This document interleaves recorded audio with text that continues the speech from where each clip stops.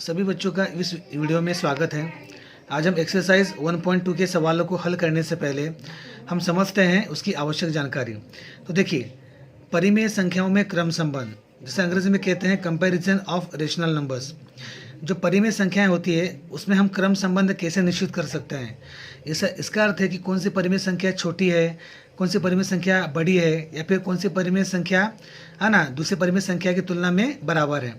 तो ये हमें इस वीडियो के माध्यम से सबसे पहले हमें समझना है।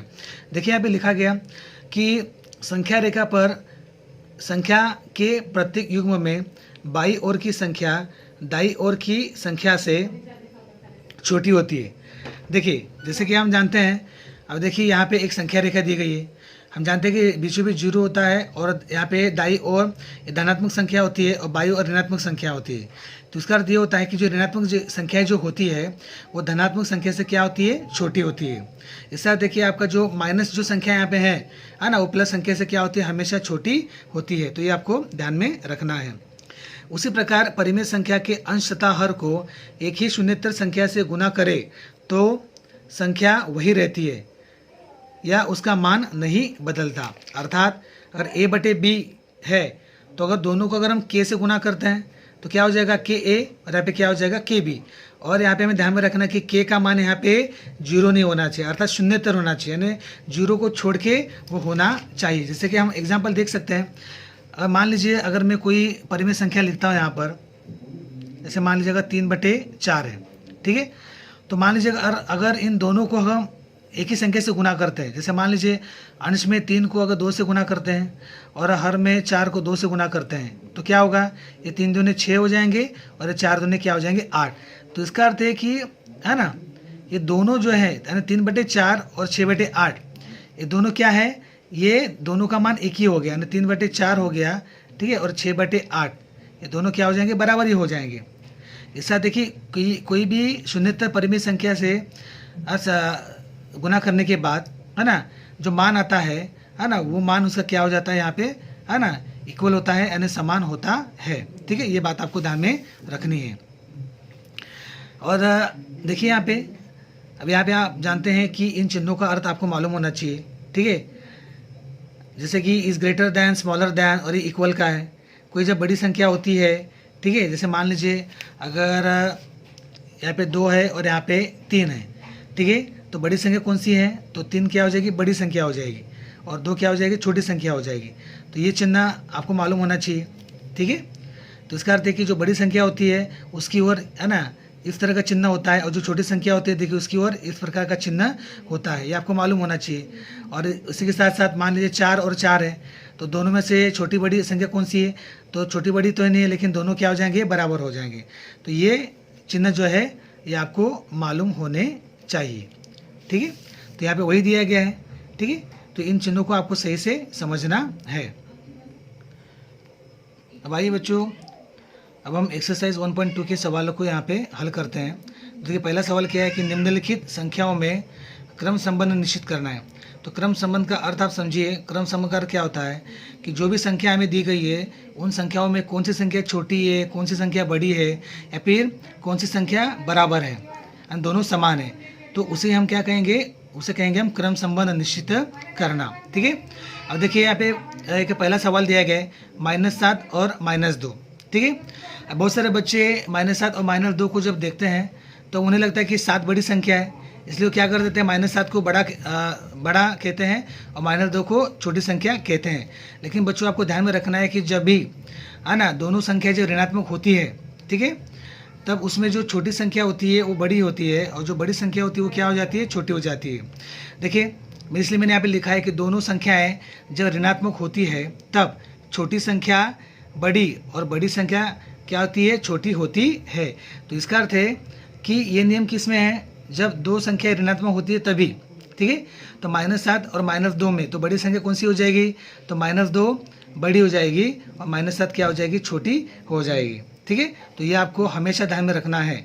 जब ऋणात्मक संख्या होती है उसमें जो संख्या छोटी होती है वो बड़ी हो जाती है और जो संख्या बड़ी होती है वो क्या होती है, हमेशा छोटी होती है, ठीक है। तो ये आपको ध्यान में रखना है। अब देखिए बच्चों आगे बढ़ते हैं। दूसरा सवाल देखिए यहाँ पे अब 0 है और यहाँ पे -9/5 दिया गया है, ठीक है। आपको हमेशा ध्यान में रखना है बच्चों, देखिए ये भी नियम कि ऋणात्मक संख्या हमेशा धनात्मक संख्या से छोटी होती है। जो ऋणात्मक संख्या होती है वो हमेशा धनात्मक संख्या से क्या होती है, छोटी होती है। जाहिर सी बात है, यहाँ पे 0 दिया गया है और यहाँ पे -9/5 दिया गया। अब ये क्या है, ये ऋणात्मक संख्या है, ठीक है। तो ये क्या हो जाएगा, 0 हो गया। तो जाहिर सी बात है इन दोनों में बड़ा कौन सा हो जाएगा, तो बड़ा हो जाएगा आपका 0 हो जाएगा। और -9/5 ये संख्या क्या हो जाएगी, ये ऋणात्मक है, इसलिए ये क्या हो जाएगी, छोटी हो जाएगी। अब आइए बच्चों देखिए तीसरा सवाल हल करते हैं। तीसरा सवाल है 8/7 और 0, ये दोनों क्या है, ये धनात्मक संख्या है, ठीक है। अभी देखिए 8/7 और अभी यहाँ पे देखिए 0 के नीचे कुछ नहीं, इसलिए मतलब मैंने वहाँ पे क्या लिखा है, यहाँ पे 1 लिखा है। जो भी संख्या होती है उसके नीचे अगर हर में कुछ नहीं है तो वहाँ पे 1 जरूर होता है, ठीक है।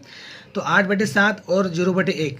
अब देखिए अब यहाँ पे दो परिमेय संख्या दी गई है, ठीक है। अगर दोनों का हर अगर समान नहीं है यहाँ पर, तो हम क्या करेंगे, लसावी निकाल कर दोनों का हर क्या करेंगे, समान करेंगे। और लसावी कैसे निकालते हैं बच्चों, तो आपको ध्यान में रखना है कि दोनों का पहाड़ा आपको बोलना है और दोनों पहाड़ों में, ठीक है, जो संख्या है ना पहले आएगी दोनों के पहाड़े में, वो संख्या क्या हो जाएगी, दोनों का लसावी हो जाएगी।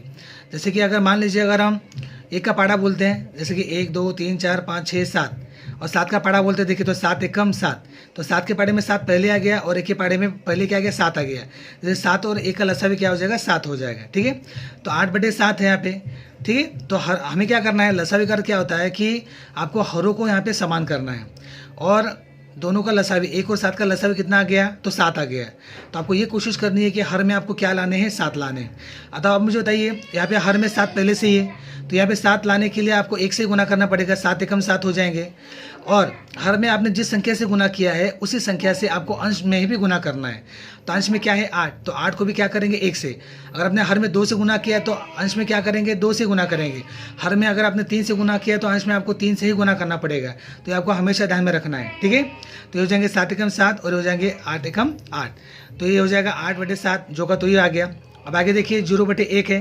अभी हमें हर में क्या लाने हैं, 7 लाने। क्यों, क्योंकि 1 और 7 का लसावी कितना होता है, 7 होता है, ठीक है। तो हर में 7 कैसे आएंगे, तो यहाँ पे देखिए हर में एक संख्या है, तो 1 को 7 से गुना करेंगे तभी जाके क्या आएगा, 7 आएगा। और हर में आपने 7 से गुना किया तो अंश में भी क्या करेंगे, 7 से ही गुना करेंगे। देखिए यहाँ पे तो 7 एकम 7 और 0 को 7 से गुना करने के बाद क्या आ जाएगा, 0 आ जाएगा। तो इसका अर्थ है कि आपको देखिए यहाँ पे 8/7 और 0/7, ठीक है। यहाँ पे देखिए अब दोनों का हर यहाँ पे क्या हो गया, अभी समान हो गया, ठीक है। और आपको हमेशा ध्यान में रखना है, जब हर समान हो, धनात्मक संख्या है उसमें जब हर समान हो, तब अंश में जो सबसे बड़ी संख्या होती है वह परिमेय संख्या सबसे बड़ी होती है। दोनों का हर समान हो गया। अभी आपको अंश में देखना है, तो अंश में 0 है और 8 है, तो 0 और 8 में बड़ी संख्या कौन सी होती है, तो 8 होती है। तो इसलिए 8/7, देखिए तो 8/7 और 0 में है ना बड़ी संख्या कौन सी हो जाएगी, तो 8/7 ये बड़ी हो जाएगी और 0 क्या हो जाएगा, यहाँ पे छोटा हो जाएगा। तो बच्चों इस तरह से हमें क्या करना है, इस तीसरे सवाल को हल करना है। अब बच्चों आगे बढ़ते देखिए चौथा सवाल। देखिए दो परिमेय संख्या दी गई, -5/4 और 1/4, दोनों का हर यहाँ पे समान ही है, ठीक है। लेकिन यहाँ पे देखने वाली बात है कि एक संख्या ऋणात्मक है और दूसरी संख्या क्या है, धनात्मक है। तो इससे पहले मैंने आपको नियम बताया था कि ऋणात्मक संख्या हमेशा धनात्मक संख्या से क्या होती है, छोटी होती है। तो जाहिर सी बात है -5/4 और 1/4 में बड़ी संख्या कौन सी हो जाएगी, जो धनात्मक है वो बड़ी हो जाएगी और जो ऋणात्मक है छोटी हो जाएगी। इसलिए 1/4 क्या हो जाएगा, यहाँ पे बड़ा हो जाएगा और -5/4 क्या हो जाएगा, यहाँ पर छोटा हो जाएगा। तो बच्चों इस तरह से चौथे सवाल को हमें हल करना है। अब बच्चों आगे बढ़ते देखिए पांचवा सवाल। देखिए 40/29 और 141/29 दिया गया है। देखिए दोनों का हर यहाँ पे समान दिया गया है और दोनों क्या है, धनात्मक संख्या है, ठीक है। दोनों का हर जब समान होता है और दोनों संख्या जब धनात्मक होती है तब उसका नियम देखिए क्या कहता है, जब हर समान हो तो धनात्मक संख्या में अंश जिसका बड़ा वह संख्या क्या होती है, बड़ी होती है। ये इसका नियम है। तो बताइए देखिए दोनों का हर समान है और जिसका अंश बड़ा होगा वो संख्या क्या होती है, बड़ी हो जाती है। तो 40 और 141 में बड़ी संख्या कौन सी है, तो 141 क्या है, बड़ी संख्या है, ठीक है। तो इसलिए 40/29 और 141/29 इन दोनों में बड़ी संख्या कौन सी हो जाएगी, तो 141/29 ये संख्या क्या हो जाएगी, यहाँ पे बड़ी हो जाएगी। तो ये भी इसका नियम है बच्चों, तो आपको ध्यान में रखना है, ठीक है। अब देखिए